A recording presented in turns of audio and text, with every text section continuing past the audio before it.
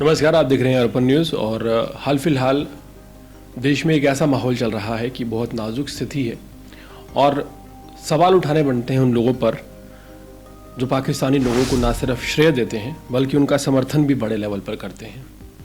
सवाल सीधा सीधा एक पाकिस्तानी महिला को लेकर है जो रबुपुरा में रह रही है।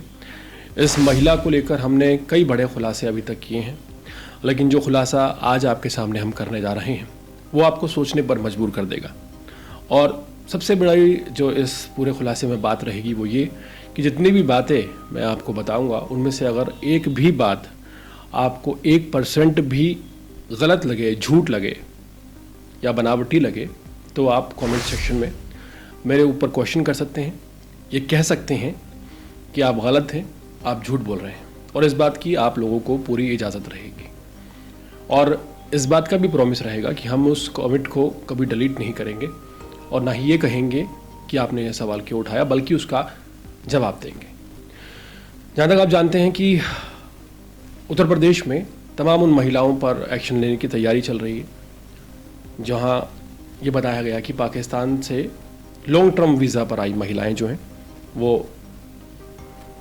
उत्तर प्रदेश में रह रही थी और उनकी डिटेल निकाली गई और ये पता लगाया गया कि किस तरह से वो रह रही हैं, उनको वापस पाकिस्तान जाने का आदेश जारी किया गया। इसी बीच एक पाकिस्तानी महिला, आज मैं उस पाकिस्तानी महिला का नाम नहीं लूँगा, नाम इसलिए नहीं लूँगा और ना ही उसकी तस्वीर दिखाऊँगा क्योंकि ये महिला असल में कौन है, इसका असली नाम क्या है, ये मैं नहीं, आप नहीं, कोई भी नहीं जानता। इसके पीछे की एक बड़ी वजह है। कथित सनातनी चोला पहनकर ये महिला जिस तरह से गुमराह कर रही है, इसके कई सबूत हम आपको दे चुके हैं। और आज की इस वीडियो में मैं आपको 1 जनवरी के बारे में बताना चाहता हूँ। 1 जनवरी यानी कि नया साल। नए साल को बहुत धूमधाम से हम जश्न मनाते हैं, पूरी दुनिया ही मनाती है, लेकिन आखिर 1 जनवरी से इस कथित पाकिस्तानी महिला का क्या लेना देना है? कहीं ना कहीं कोई गहरा कनेक्शन 1 जनवरी से इस महिला का है। उसके पीछे के तमाम रीज़न हैं। आपको बता दें कि जो दस्तावेज़ हमारे पास आए, उन दस्तावेज़ों में हमने जब खंगालने की कोशिश की तो सबसे पहले हमने डेट ऑफ बर्थ चेक की। डेट ऑफ बर्थ में इस पाकिस्तानी महिला का जो पति है गुलाम हैदर, उसकी डेट ऑफ बर्थ पहले देखी गई। तो डेट ऑफ बर्थ जो थी गुलाम हैदर की जो जन्म तिथि है, डेट ऑफ बर्थ है, वो 1 जनवरी 1987 है। कॉमन सी बात है, किसी का भी नए साल पर जन्म हो सकता है। वहीं अगर आप दस्तावेज़ों को दोबारा से देखें और सीमा हैदर की डेट ऑफ बर्थ पर नज़र डालें तो नए साल के दिन ही सीमा हैदर भी पैदा हुई थी, यानी कि साल 2002 था, 1 जनवरी थी, सीमा हैदर का भी जन्म उसी दिन हुआ था। बहुत अच्छी बात है, नए साल पर लोगों का जन्म होता है, होना भी चाहिए। वहीं हमने थोड़ा और डिटेल में दस्तावेज़ों को देखा, डॉक्यूमेंट्स खंगाले, तो पता चला कि सीमा हैदर ने अपने पहली संतान को जो जन्म दिया था, जो पहला बच्चा उनका पैदा हुआ था फरहान अली, उसकी डेट ऑफ बर्थ भी 1 जनवरी ही थी, यानी कि 1 जनवरी 2018 को इस पाकिस्तानी महिला का पहला पाकिस्तानी बच्चा पैदा हुआ। इससे भी कोई फ़र्क नहीं हमें पड़ता। लेकिन जब हमने डिटेल्स में और खंगालने की कोशिश की तो सीमा हैदर का जो आखिरी पाकिस्तानी बच्चा है, जो कि एक बेटी है शायद, उसकी डेट ऑफ बर्थ 2 जनवरी 2021 है। सोचिए, नए साल पर इन 4 पाकिस्तानियों का पैदा होना लगता है कि एक महज इत्तेफाक है, लेकिन क्या ये वाकई इत्तेफाक है?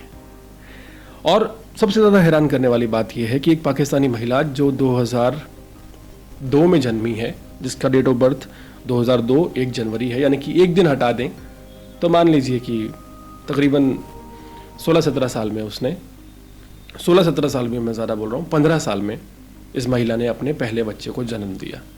15 साल की उम्र में इस पाकिस्तानी महिला ने अपने पहले बच्चे को जन्म दिया, जो कि वाकई हैरान करने वाला है कि 15 साल की उम्र में यह पाकिस्तानी महिला गर्भवती हो गई थी।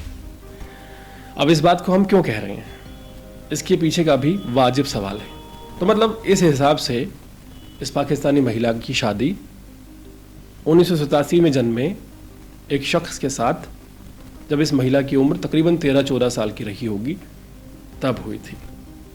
ये सभी सवाल बार बार सोचने पर मजबूर कर रहे हैं कि आखिर कैसे ये मुमकिन है कि एक दस्तावेज़, एक डॉक्यूमेंट आपके सामने आता है और उस डॉक्यूमेंट में 4 लोगों की जन्मतिथि 1 जनवरी यानी कि नए साल की होती है और आप इसे इग्नोर करे चले जाते हैं।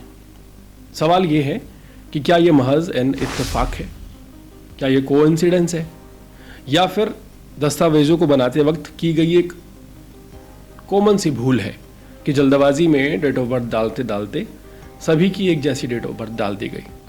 लेकिन सवाल यहाँ पर उन लोगों पर नहीं है जिन्होंने जल्दबाजी में ये डेट ऑफ बर्थ ऐड कर दी या मेंशन कर दी।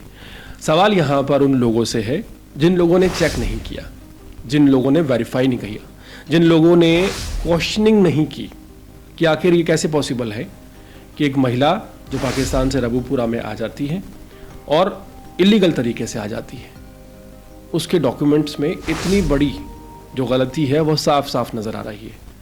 ये कोइंसिडेंस तो नहीं हो सकता। सवाल यहाँ पर ये भी है कि अगर तर्क करना हमें सिखाया गया है, अगर हमें ये बताया गया है कि अगर संदिग्ध चीज़ आपको नज़र आए तो उसके ऊपर आपको क्वेश्चन करना है, उसके ऊपर आपको सवाल करना है, आपको पूछना है कि भाई ये कैसे पॉसिबल है। तो हमारी जो एजेंसियां हैं आखिर वो इस तर्क को कैसे भूल जाती हैं, सिर्फ इसलिए क्योंकि एक महिला कथित सनातनी महिला होने का दावा कर रही है। वो कहती है कि उससे बड़ी सनातनी महिला कोई नहीं है और उस वक्त हम ये सब चीज़ें दरकिनार कर देते हैं। यहाँ पर एक पॉइंट नहीं है, यहाँ पर तमाम पॉइंट्स हैं जिन पॉइंट्स के बारे में हम आपको बता चुके हैं पहले ही। और मेरा सवाल यहाँ पर उस पाकिस्तानी महिला से नहीं है, उसके परिवार से नहीं है, जिन्होंने डॉक्यूमेंट्स बनाए हैं उनसे बिल्कुल भी नहीं है। मेरा सवाल हमारे यहाँ की जो सुरक्षा एजेंसियाँ हैं उनसे है। किस तरह से आप डॉक्यूमेंट्स को वेरीफाई करते हैं, ये एक बड़ा सवाल है। मान लिया कि जब आप एक महिला को ये मान लेते हैं कि वो पबजी खेलते खेलते अपने प्रेमी के साथ भारत में आ गई और सेटल भी हो गई और इलीगल तरीके से भी आ गई, चलो कोई बात नहीं, ये भी बात मान लेते हैं। लेकिन कैसे आप इस बात को इग्नोर कर देते हैं कि वो महिला जो कि कथित मुस्लिम परिवार से, वो कि पाकिस्तान के मुस्लिम परिवार से है, उसके पिता का नाम, माँ का नाम, पति का नाम, बच्चों का नाम, सबका एक कट्टरवादी मुस्लिम नेम है और उसका नाम एक शुद्ध हिंदी भाषी सीमा। कितना प्यारा शुद्ध हिंदी भाषी लगता है ना। इस बात को इग्नोर कर दिया जाता है। दूसरी चीज़ जो इग्नोर की जाती है वो ये कि सभी के सरनेम मौजूद हैं, लेकिन इस पाकिस्तानी महिला का सरनेम ही मौजूद नहीं। दस्तावेज़ पकड़ने वाले, दस्तावेज़ों को जांचने वाले इस बात को बड़ी आसानी से टाल देते हैं। तीसरी चीज़, जब वो डॉक्यूमेंट्स की जांच कर रहे होते हैं तो ये भी देखना ज़रूरी नहीं समझते कि एक ही डॉक्यूमेंट में 6 लोग मौजूद हैं, 4 लोग जनवरी 1 को जन्मे हैं, नए साल को उनका जन्म हुआ है। ये बात भी काबिले इग्नोर है, यानी कि इसको भी इग्नोर कर दिया जाए, कोई बात नहीं। तो आखिर हम क्या चाह रहे हैं, ये एक बड़ा सवाल है। आखिर हम किस मुसीबत को दावत देना चाह रहे हैं, ये एक बहुत बड़ा क्वेश्चन है और ये क्वेश्चन मैं बार बार पूछता रहूँगा, तब तक पूछता रहूँगा जब तक इस महिला के ऊपर हमारी सरकार कोई कार्रवाई नहीं करती, जब तक इस महिला को डिटेंशन सेंटर में नहीं भेजा जाता, तब तक इस महिला के बैकग्राउंड को नहीं खंगाला जाता। अभी हम इस महिला के कौन से रिश्तेदार कौन सी आर्मी में, कौन से डिवीज़न में थे, इस पर बात नहीं कर रहे हैं। वो एक बड़ा मुद्दा है, उस पर भी डिटेल्स में जानकारी सामने लाएंगे।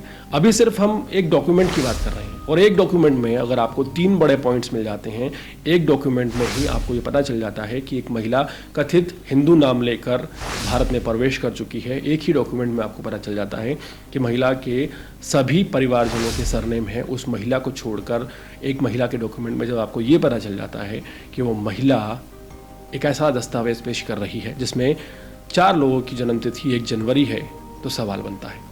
सवाल ये भी बनता है कि आखिर कैसे वो महिला 13 साल की उम्र में शादी कर लेती है और 15 साल की उम्र में एक बच्चे को जन्म दे देती है। ये सभी सवाल जो हैं वो सोचने पर मजबूर करते हैं और ये हवाई बातें नहीं हैं।